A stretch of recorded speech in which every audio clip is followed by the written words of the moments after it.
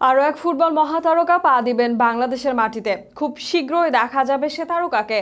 বাংলাদেশের মাটিতে খুব তাড়াতাড়ি দেখা যাবে লিওনেল মেসির ক্লাব আইডল ও ব্রাজিলের অন্যতম সেরা খেলোয়াড় রোনালদিনহোকে। ইতিমধ্যে অনেকটা নিশ্চিত হয়েছে এই তারকার বাংলাদেশে আসার খবর। কবে ও সম্ভাব্য কত তারিখে রোনালদিনহো বাংলাদেশে আসবেন সেসব কিছু নিয়ে বিস্তারিত থাকছে প্রতিবেদনে। লিওনেল মেসি তাকে বলেছিলেন সর্বকালের সেরা খেলোয়াড়। নেইমারের ফুটবল ও বার্সেলোনার প্রতি প্রেম এই খেলোয়াড়কে ঘিরে।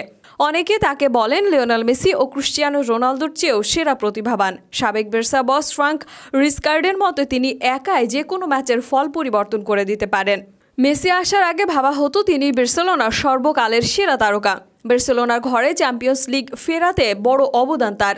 এত কিছুর একজনেরই নাম বলে, তিনি রোনালদিনহো। রোনালদিনহোর নামে এত কিছু বলার একটাই কারণ, বাংলাদেশে পা পড়ছে এই ফুটবল জাদুকরের। এই জেনারেশনের অনেকের কাছেই রোনালদিনহো পরিচিত নাম না হতে পারে, তবে একবিংশ শতাব্দীর শুরুতে খেলা দেখা দর্শকদের কাছে রোনালদিনহো এক আবেগের নাম। সেই আবেগের মুখোমুখি হবে এবার বাংলাদেশ। ঝাঁকড়া চুলে রোনালদিনহো আসবেন শতদ্রু দত্তের উদ্যোগে। কলকাতার এই ব্যবসায়ী ও ক্রীড়াপ্রেমীর উদ্যোগে কিছুদিন আগে কলকাতা ও বাংলাদেশে পা রাখেন আর্জেন্টাইন বিশ্বকাপ জয়ী গোলরক্ষক এমিলিয়ানো মার্টিনেজ। এবার একই লোকের কল্যাণে রোনালদিনহো পা রাখবেন কলকাতা ও বাংলাদেশে। সামনে অনুষ্ঠিত হবে হিন্দু ধর্মাবলম্বীদের সবচেয়ে বড় ধর্মীয় উৎসব দুর্গাপূজা, যেটিকে ঘিরে ভারতের মানুষের মধ্যে সবচেয়ে বেশি উৎসাহ উদ্দীপনা কাজ করে।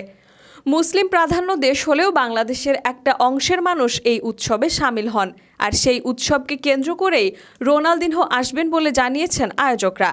এটা অনেকটা নিশ্চিত রোনালদিনহো আসছেন, এবং সেই আসার কারণ পুজোর সময়ের প্রচারণা। তবে একদম সঠিক কোন সময় আসবেন রোনালদিনহো তা এখনও জানা যায়নি।